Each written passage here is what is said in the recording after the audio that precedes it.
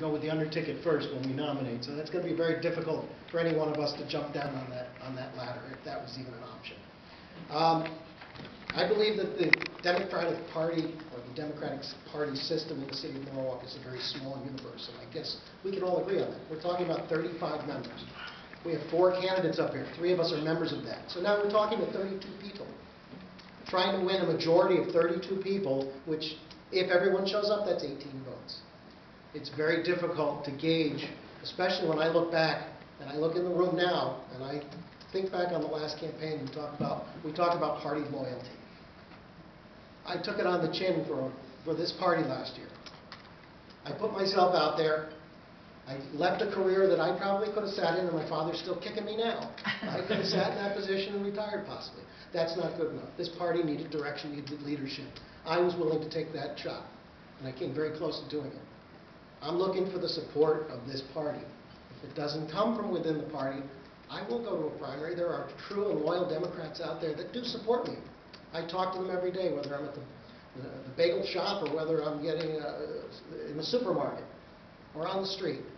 They're out there. There's more to a voice. Talk to your constituents. I know it's up to this body to elect or to nominate the candidate. But I want to represent the city of Norwalk. I'm asking for your support, but I want to represent all of them. Every citizen, every household that's out there, whether they're Democrat, whether they're Republican, whether they're Independent. This is the city that I live in, that I've grown in, that I respect. And I expect that we should all feel the same way. And there's times we have to reach our hand across the aisle so that we can make things happen. So, yes, I do believe that I'm going to go to a primary. It doesn't mean that I don't support you, and I've been out there for every election. Whether there was food needed for campaign headquarters or whatever, I've been there for everyone. You know, when the lights weren't on and democratic business still needed to be conducted here in the city for the past 4 or 6 years, I've answered that call. I fought on behalf of good Democrats in this city. I fought on behalf of some not so good Democrats here in this city. I fought on behalf of Andy 2 years ago as well. So I just want to be clear. You know, I want this job. I don't really care about the title. I don't care about the ribbons to be cut. I don't care about the parades that need to be walked. I want to go out here and bring my passion, my vision, and my enthusiasm for the future of this city to the table. And I want this body's support because this is something that I believed in. And as we all know, this hasn't been an easy transition or an easy process for many of us over the past handful of years. But I believe our party is in a better state now than it was when I got here a half a dozen years ago. So with that said, I'm committed to this vision, and I'm committed to talk to as many people as possible and take it through a primary. Hopefully I'll be fortunate enough to get the endorsement from this body because, believe me, I've helped add value to it, restore value to this nomination for the first time in a very long time. So with that said, you know, if we go to a primary in September, so be it. Thank you. I think this is a very vibrant time in the city of Norwalk and for the Democratic Party. For the first time in a very, that anybody can remember, we have 4 people vying for the same position. But we have to earn your support. We can't stand up here and say, oh, this, that, and the other thing. We really need to show you that we are capable of earning your support, but we also need to show you that we're capable of winning. In my campaign, I'm very proud to say that I have 2 former mayors on my campaign staff, 3 former Democratic Town chair people, who all know me very well, who've all worked with me in the past, and who feel that I'm the right person for the job. To me, that's gratifying. It's overwhelming. We hit the ground running from day one. February 24th, I made my announcement. February 27th, I made my first call for money. It wasn't easy. I've never done that before. And we did it. I was given a challenge, $30,000 in 30 days. We raised $31,000, just under $31,000 in 30 days.